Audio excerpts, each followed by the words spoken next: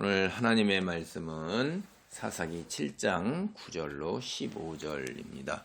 기도원 이야기 계속 이어가 보도록 합니다. 먼저 이 살필 단락이 6장 33절부터 이제 7장 15절까지 단락의 내용이 오늘 살펴볼 내용이에요. 이곳에서 이제 우리가 살펴보면 기드온이 하나님께 구한 징표를 이제 받았어요.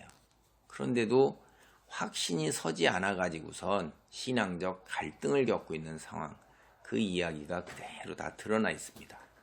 하나님께서 기드온을 통해서 이스라엘을 구원하시겠다고 6장 36절, 7장 2절, 7절, 9절, 14절, 15절에서 5차례나 확인해 주고 계세요.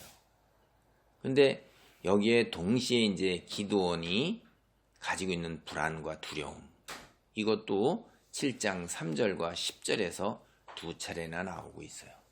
여기에 우리는 하나님의 구원 약속과 또 기드온의 그 믿음이 없어서 오는 그 두려움이 아주 팽팽하게 긴장 구도를 유지하고 있어요.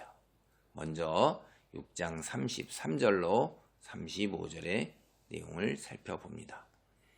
이 단락의 내용은 이제 기드온이 미디안 족속에 맞서기 위해서 이스라엘 군대를 일으키는 내용이에요.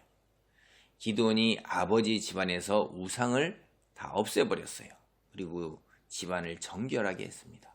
근데 얼마 지나지 않아서 미디안과 아말렉과 동방 사람들이 연합군을 꾸려가지고 요단강을 건너와서 이제 이스라엘 평지에 진을 쳤어요. 이 이스라엘 평지는 갈릴리 호수 사이에 위치한 매우 기름진 땅입니다. 그곳으로 군대도 지나다니고 상인들도 지나다니는 아주 교통의 길목이기도 하고 전략적으로도 그래서 매우 중요한 곳이에요. 근데 미디안 사람들은 우리가 앞서 살펴봤던 것처럼 이스라엘 사람들을 7년 동안이나 압제해 왔어요. 압제를 한 거죠. 수탈을 해왔다 이 말이에요. 그들이 해오는 방식이 뭐냐면 여기 지금 오늘 여기 6장 앞에 나온 것처럼 파종에서 곡식이 한창 밭에서 자라나고 있을 때 가축을 몽땅 몰고 와가지고선 몽땅 먹게 만드는 거예요. 그냥 그걸. 여러분이 농부의 입장에서 제가 말씀드렸죠. 밭의 작물을 가축들이 다 뜯어먹는 걸 보세요. 이게 얼마나 가슴이 아프겠어요. 어처구니없고 기가 막힌 거죠. 뿐만 아니라 미디안 사람들은 양이나 소나 나귀마저도 남겨두지 않고 약탈을 한 거예요. 이스라엘 사람이 아예 씨를 말려버리려고 그랬다. 제가 말씀드렸어요. 그런데 오늘 이제 이 본문 단락에 보면 하나님의 영이 기드온을 사로잡았어요.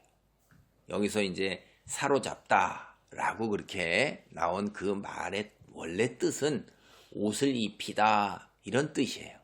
옷을 입히다. 하나님께서 매사에 신앙적 확신이 없고 하나님에 대한 불신으로 가득 차 있는 기드온을 사용하시고자 그에게 하나님의 영의 옷을 입히시는 거예요. 하나님에 대한 불신으로 가득 차 있는 기드온. 하나님께서 강압적으로 입혀주신 영의 도움으로 자기에게 속한 아비에셀 집안뿐 아니라 므낫셋과 아셀과 스불론과 납달리 지파들에게 전령을 보냈어요. 그리고 군대를 모은 것입니다. 이게 가만히 성경을 잘 보세요. 이게 기드온이 자발적으로 했습니까? 내가 이스라엘 민족을 이 미디안 연합군으로부터 구해내야겠다라고 그렇게 스스로 한 게 아니란 말이에요. 하나님의 영에 사로잡힌 뒤에 이제 전령을 보내고 군대를 모았다 이 말이에요. 그거는 이스라엘을 구원한 일이 누구로부터 시작되었느냐? 기드온 스스로 시작한 일이냐? 하나님으로부터 비롯되었냐? 하는 거를 드러내는 이야기예요. 여러분이 여기서 확실하게 보셔야 돼요. 우리가 여기서 어떤 믿음의 사람으로 이 땅 위에 서서 믿음의 사람으로 우뚝 설 때, 빛을 발할 때, 신앙적으로 제대로 된 행위를 할 때 내 능력이냐 아니면 내 속에 거하시는 하나님의 능력이냐 하는 것을 잘 생각해 보셔야 돼요. 그래서 자신을 드러내고 교만에 빠지느냐, 아니면 내 속에 있는 하나님을 드러내고 하나님께 영광을 돌리느냐, 이거 굉장히 근본적이고 중요한 거예요. 자칫하면 하나님의 큰 일을 행하고도 멸망으로 빠질 수가 있습니다. 사사기에 나오는 사사들의 모든 구원 사역은 하나님께로부터 비롯된 거예요. 그러니까 하나님께 당연히 영광을 돌려야 되죠. 제가 그래서 이 말씀을 드리는 거예요. 여기서 우리가 깨달아야 될 중요한 한 가지가, 항상 우리는 하나님께 영광을 돌려야 하는 놀라운 하나님의 사람이라는 거예요. 우리처럼 이 세상에 있는 피조물 중에 능력 있는 피조물이 있습니까? 없어요. 인간은 만물의 영장이고 인간이 온 세상을 다스리고 인간이 주인공이에요. 그런데 그 위에 딱 한 분이 계시다는 거 잊지 말아야 되는 거예요. 하나님 한 분이 나를 그렇게 세우셨으므로 나는 나의 능력과 내 교만 속에서 살면 안 된다는 거예요. 6장 36절로부터 이제 40절 단락을 보면 기드온이 하나님에 대한 불신이 어느 정도였는가 하는 게 아주 고스란히 그대로 드러나고 있어요. 비록 기드온이 바알 제단을 헐어버려라 이런 하나님 말씀에 순종하긴 했어요. 그런데 그 믿음이 어느 정도였어요? 현실을 이겨내는 믿음은 아니었어요. 현실에 안주하면서 하나님에 대한 그 자신의 믿음과 타협하는 정도예요. 그래서 사람을 두려워해서 야밤에 하나님 말씀대로 순종을 한 거예요. 여러분, 하나님의 전지전능하심을 믿으면 사람을 두려워하지 않죠. 그래서 성경이 내가 사람을 두려워하라, 하나님을 두려워하랴 이렇게 외치는 사람의 그 외침도 성경이 기록하고 있는 것입니다. 어쨌든 하나님 말씀에 순종한 일로 인해서 이제 자신의 목숨이 위태롭게 되었을 때 하나님이 나타나신 게 아니에요. 아버지 요아스가 적극적으로 자식 목숨을 갖다 구하기 위해서 막아섰어요. 그래서 자신이 살아났다 이 말이에요. 이게 이제 자기의 생각이에요. 기드온 자신의 생각이에요.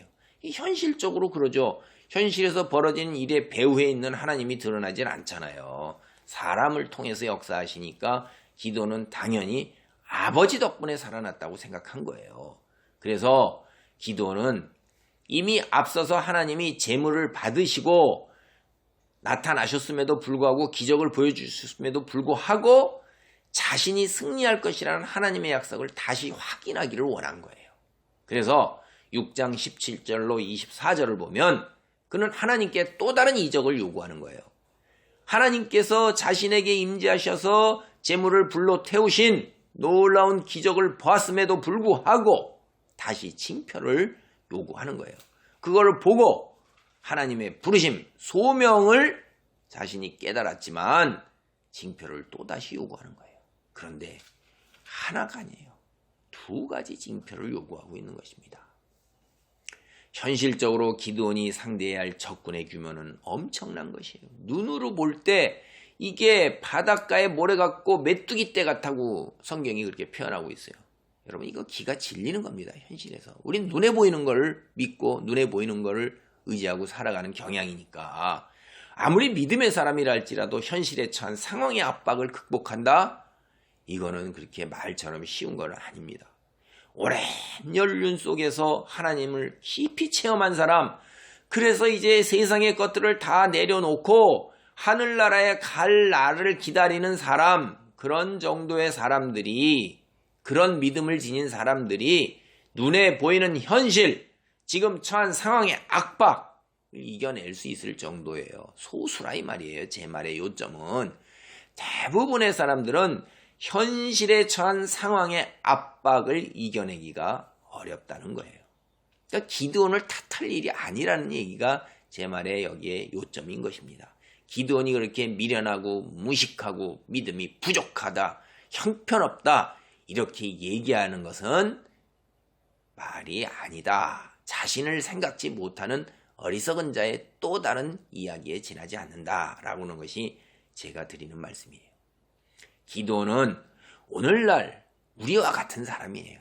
보통 평범한 믿음을 지닌 그리스도인의 관점, 이렇게 우리가 오늘날 보면 야, 정말 거의 믿음이 없구나, 이렇게 보일 수도 있어요. 그런데 잘 생각해 보시라 이 말이에요. 여러분, 기드온에게 하나님의 영이 임했을 때 기드온은 즉시로 전쟁터로 나아가지 못했어요. 이걸 보고도 우리는 믿음이 부족하구나 라고 깨달을 수도 있어요. 왜냐하면 앞서 우리가 사사 온니엘 같은 경우에 보면 하나님의 영이 임하자마자 즉시로 전쟁터로 나가서 이스라엘을 구원했다 이 말이에요. 근데 하나님의 영이 임했음에도 불구하고 머뭇거리면서 하나님 말씀대로 깨달은 소명대로 순종하지 못하고 있는 것을 보면서 믿음이 부족하구나라고 깨달을 수는 있어요.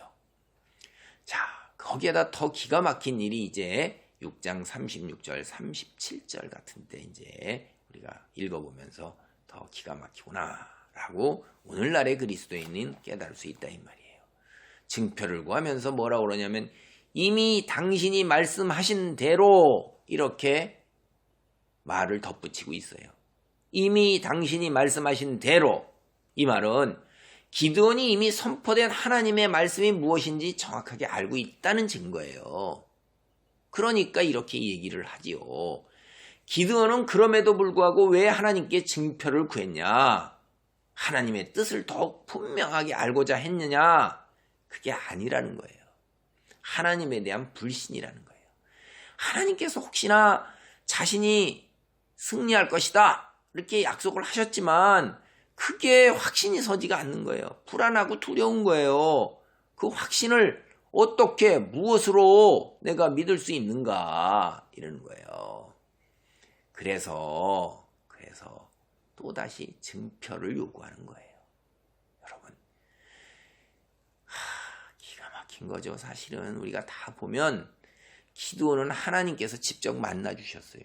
하나님이 직접 임재하셨어요. 그 어느 사사도 사사기에 나오는 사사 이런 사사 없습니다. 하나님이 직접 오셔서 말씀하신 사사가 없어요. 그런데도 기드온은 믿지를 못하는 거예요. 그러니까 우리가 눈으로 하나님을 배울 때에도 쉽게 믿을 것 같아 이렇게 생각하면 그것도 큰 착각일 수도 있겠다 하는 생각이 듭니다. 그런데도 불구하고 하나님은 끝까지 참으시면서 기드온을 사사로 세우시고요. 이게 그 엄청난 은혜라는 거예요. 하나님, 우리가 불순종과 무지 속에서도 부족함 속에서도 연약함 속에서도 우리를 끝까지 붙들고 그 붙드신 손을 놓지 않으시고 믿음의 사람으로 바꾸어 나가고 계신다는 거예요. 여기에 우리가 큰 은혜와 하나님의 크신 사랑을 느낍니다. 너무나도 안심이 되는 거예요. 기드온이 요구한 건 딴 거 없어요. 오늘 성경을 보세요. 양털 한 뭉치를 타작마당에 놓아 밤새 놓아둘 테니까 양털만 이슬에 적게 하고 타작 주변 땅에는 이슬이 내리지 않게 해달라고 요구를 했어요. 하나님께서 기드온이 요구한 대로 그대로 이루어서 증표를 보여주셨어요. 기드온이 아유 감사합니다. 내가 하나님을 믿습니다. 이랬으면 얼마나 좋았겠어요. 그런데 기드온은 이제 자신의 말을 또 번복해요. 이게 죄예요. 인간은 이렇게 그때그때 달라요. 형편에 따라서 또 달라요. 이렇게 하는 거예요. 신실하지 못하다 이 말이에요. 일관성이 없는 거예요. 우리는 인간을 믿으면 안 됩니다.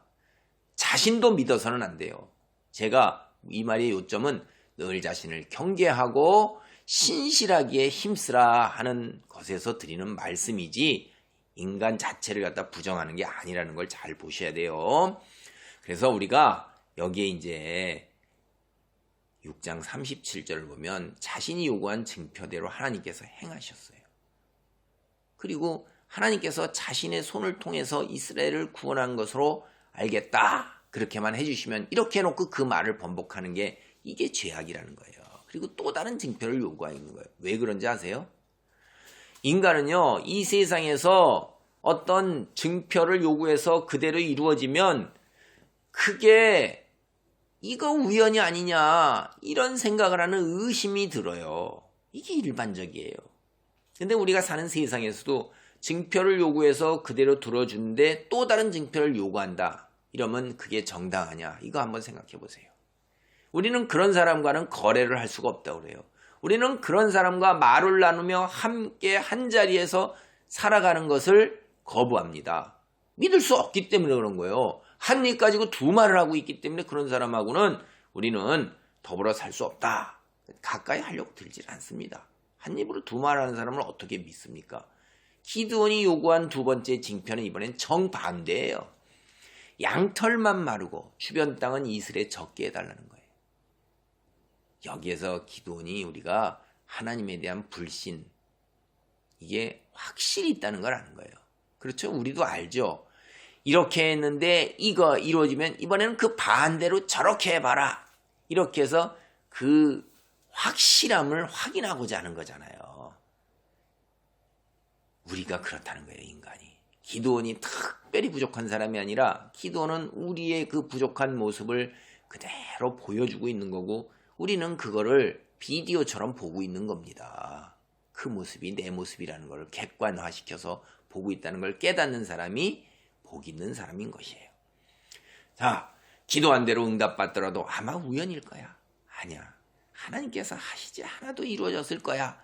이렇게 생각하는 경향이 때때로 우리에게도 드러난다 이 말이에요. 그래서 기도원과 같은 의심, 인간이라면 누구나 할 수 있다 이 말입니다. 그래서 그리스도인은 계속해서 되풀이되는 하나님의 기도 응답을 경험해야 되는 거예요.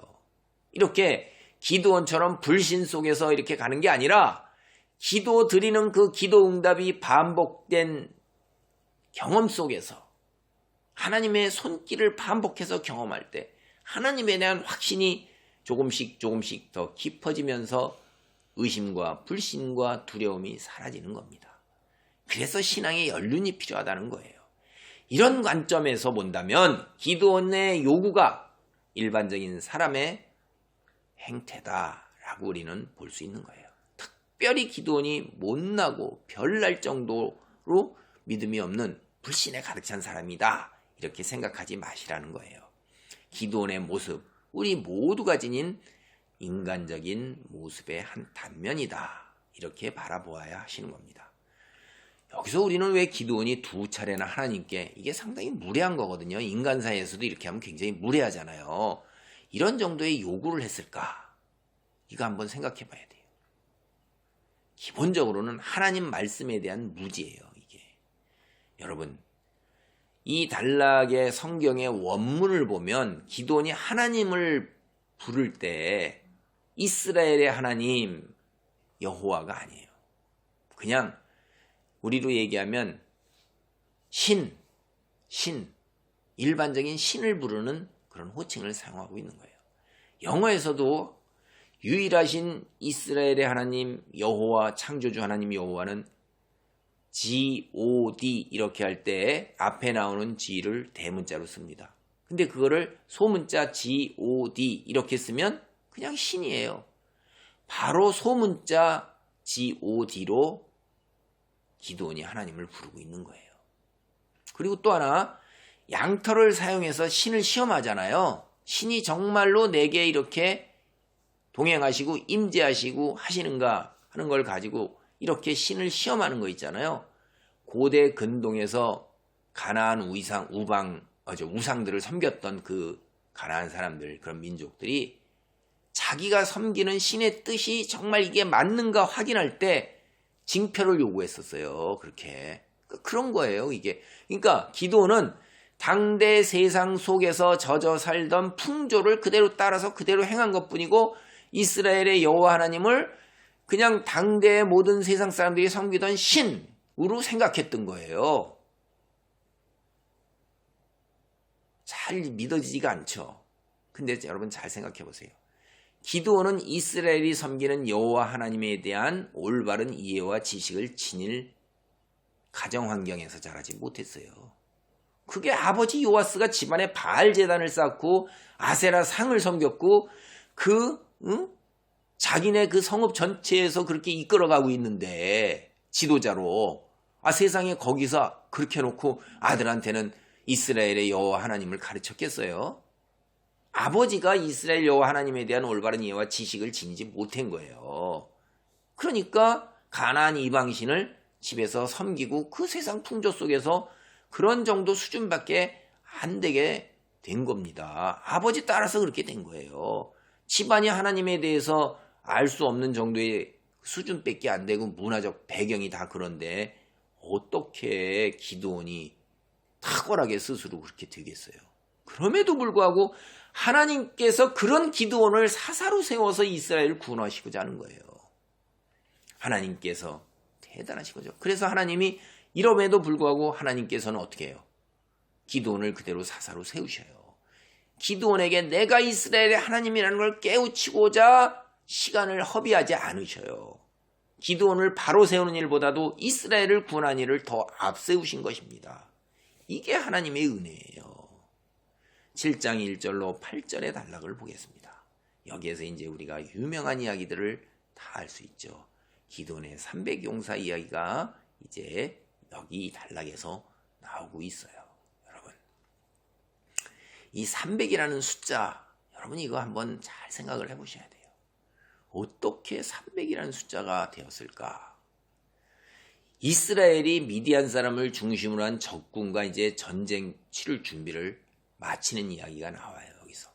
근데 현실적으로 승리의 가능성이 없어요. 왜냐하면 이스라엘의 그 네 곳의 지파에서 몰려든 군인이 32,000명이에요. 순전히 보병입니다. 근데 미디안 연합군은 135,000명이에요. 많은 사람이 낙타를 타고 있어요. 숫자적으로 계산해보면 이스라엘 한 사람 한 명당 5명의 적군을 물리쳐야 돼요. 근데 적군은 낙타를 탄 군인이 있어요. 이게 현실적으로 승리가 가능합니까?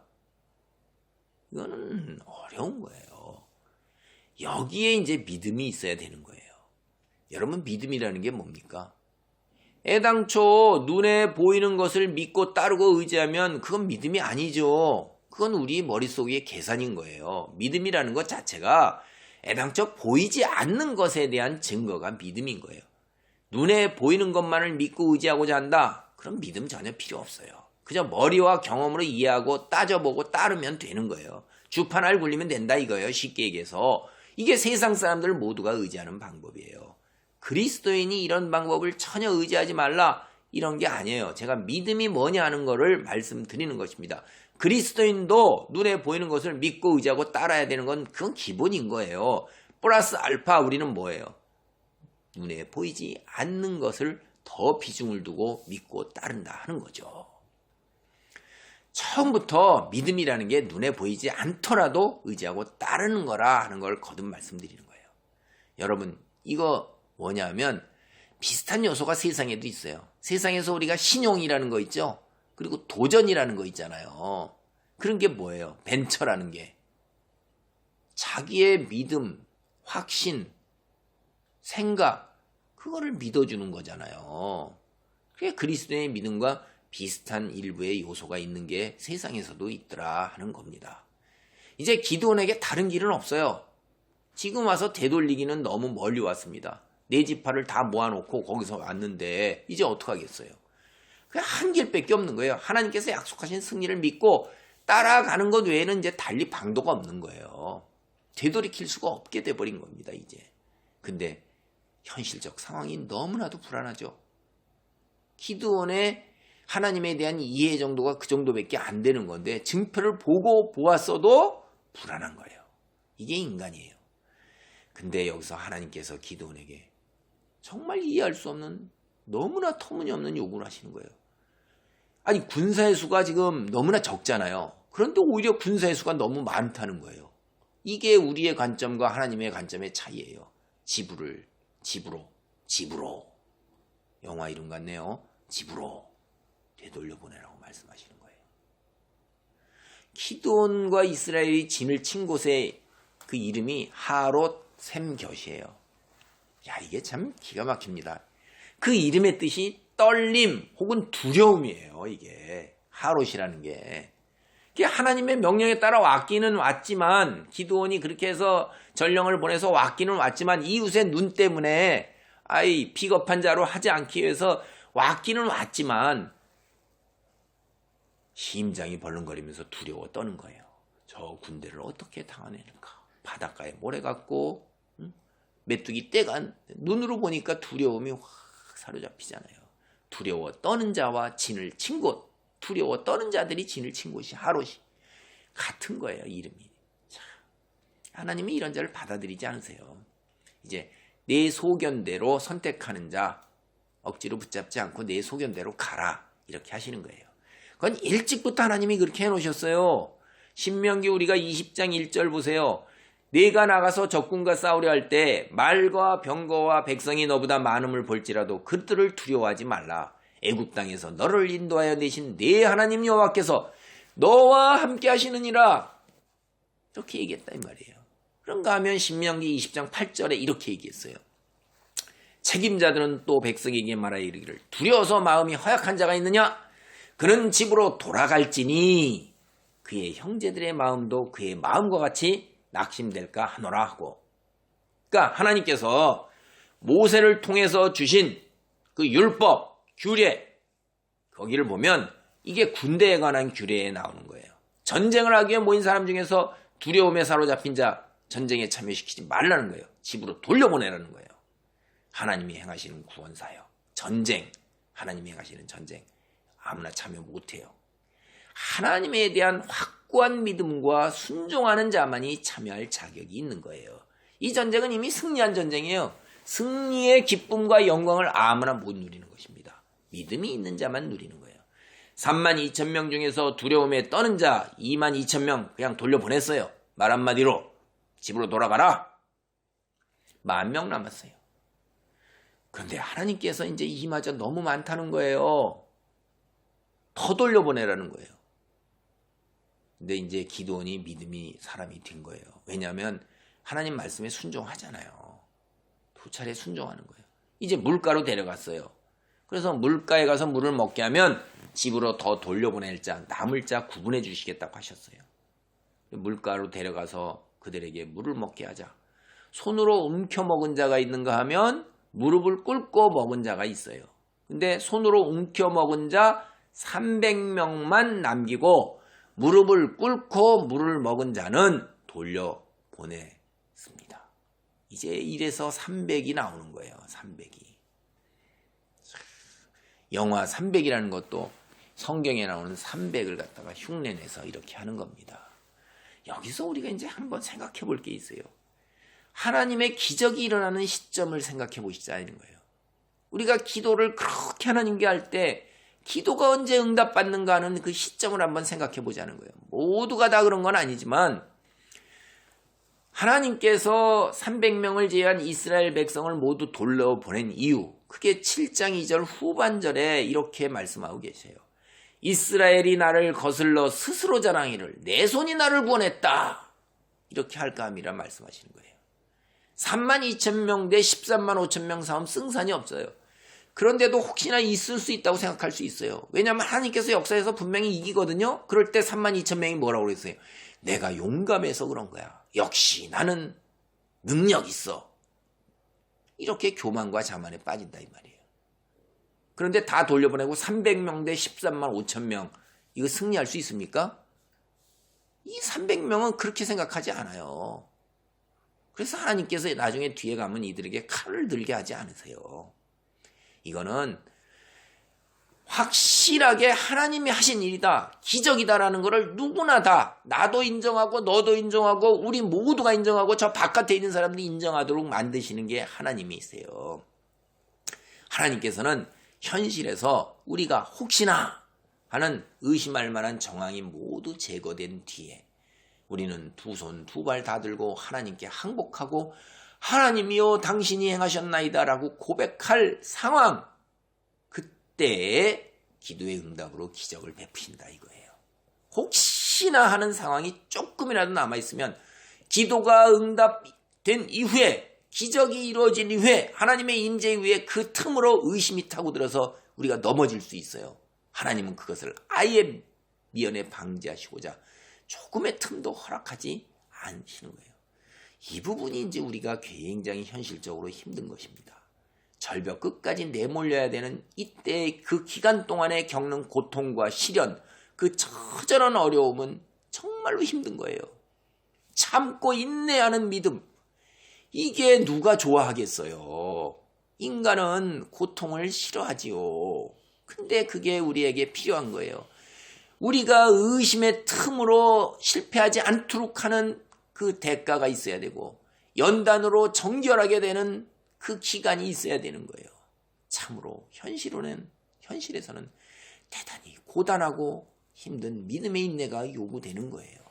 이런 부분이 있다는 걸 여러분 여기서도 한번 보셔야 돼요.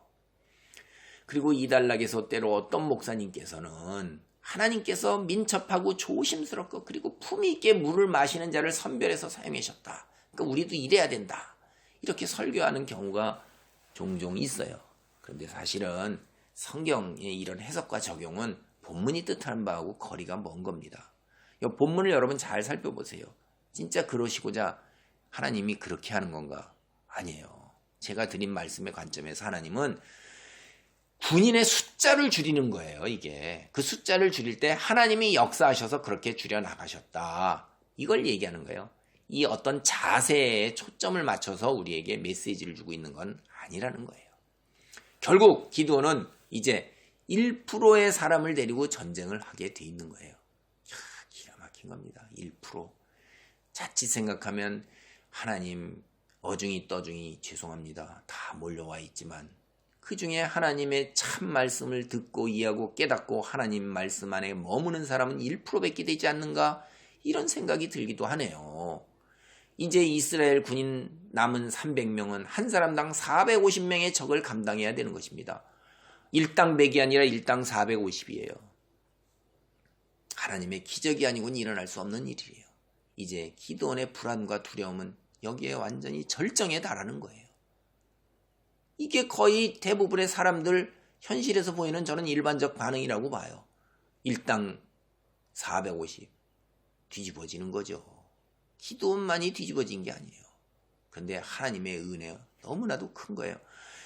우리가 이럼에도 불구하고 우리를 안심시켜주고 우리를 믿음 안에 확신 안에 거하고자 하나님께서는 은총을 베푸시는 거예요. 7장 9절로 14절의 단락을 보세요.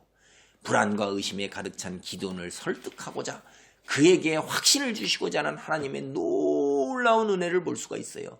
잠 못 이루는 밤에 불안해하는 밤에 기드온에게 나타나셔서 하시는 말씀이에요.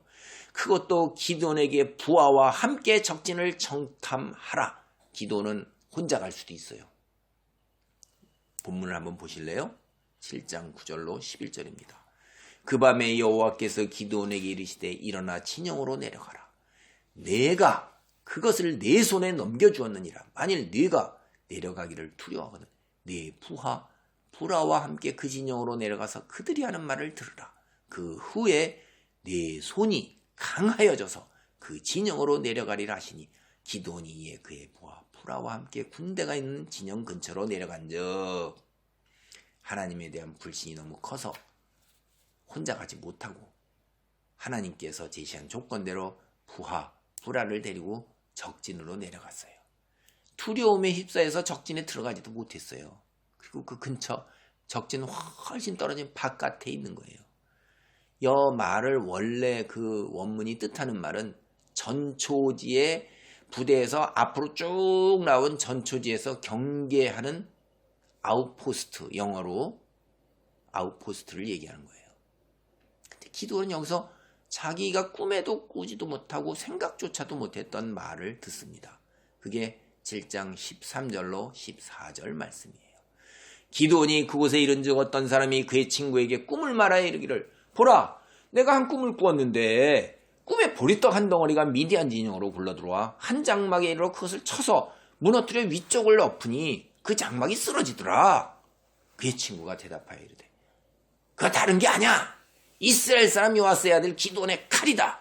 하나님이 미디안과 그 모든 진영을 그의 손에 넘겨주셨느니라 하더라. 이게 뭐예요? 둘이서? 예? 아니 이게 말이 되는 얘기예요? 둘이 기드온이 들으라고 이렇게 해석을 해주고 있잖아요. 이게 뭐예요? 세상을 다스리는 분은 하나님이라는 거예요.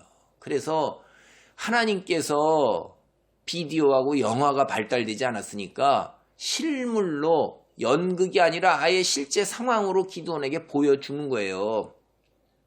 이거 연극을 해도 이거 말입니다. 이럴 거예요. 그러니까 기드온이 이걸 딱 보고 나서 어떻게 된 거예요? 진짜구나. 하나님이 진짜 하나님이구나 라고 확신에 거하는 거예요. 이게 그래서 이제 완전히 믿음으로 딱 바뀌어버리는 겁니다. 하나님이 세상의 통치자 되신 전능하신 참신이라는 걸 왜 믿겠어요?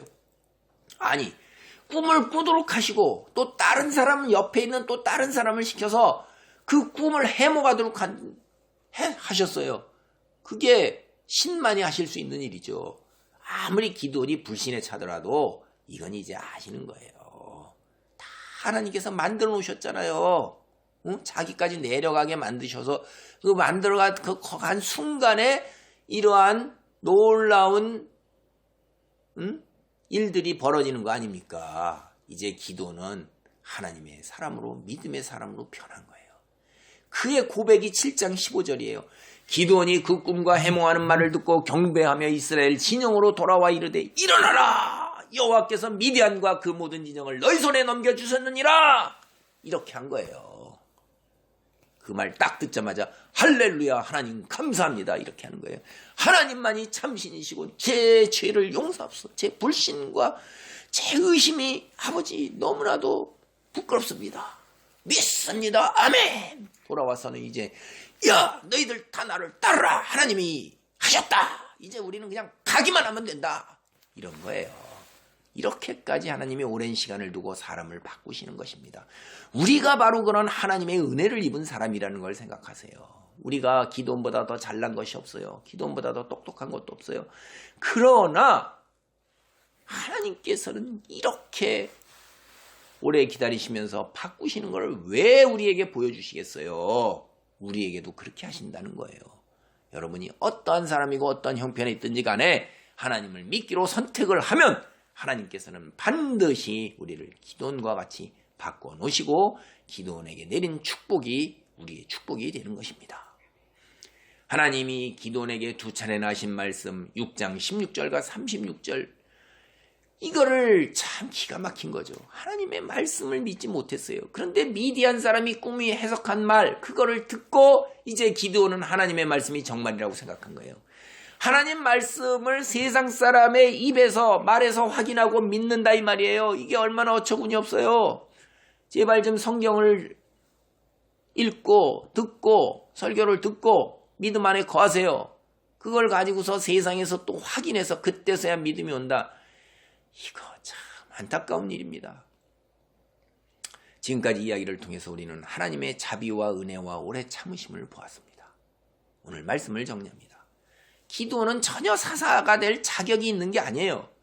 하나님에 대한 기본적인 지식이나 이해조차도 갖추지 못했어요. 우리에 비해서도 그렇다 이 말이에요. 거기에다가 하나님의 기적을 계속해서 체험했고 하나님의 영에 사로잡혔어도 계속해서 불신 가운데 머무는 정도밖에 안 됐다 이 말이에요. 그럼에도 불구하고 하나님께서 그의 손을 붙잡고 은총을 베푸셔서 이스라엘을 구원하는 사사의 역할을 감당하고 영광 속에 있게 하셨어요. 이후에 뒤에 더 살펴보면 그 집안이 얼마나 놀라운 하나님의 축복 속에서 살아갑니까? 우리를 향한 하나님의 사랑, 나를 향한 하나님의 사랑 똑같은 거예요. 여전하고 변함이 없으세요. 우리도 기드온과 다를 바 없지만 아니 오히려 더 할 수 있어요. 그렇지만 그럼에도 불구하고 하나님의 사랑과 오래 참으심은 여전히 우리를 향하고 계시다는 거예요. 여기에 우리의 은혜가 있고 기쁨이 있고 소망이 있는 것입니다. 자, 이제 기드온을 타산지석으로 삼아서 굳이 기드온과 같은 일을 겪지 않고서라도 이제 믿음의 사람으로 우뚝 서는 이런 놀라운 축복과 은혜가 있기를 바랍니다. 아멘.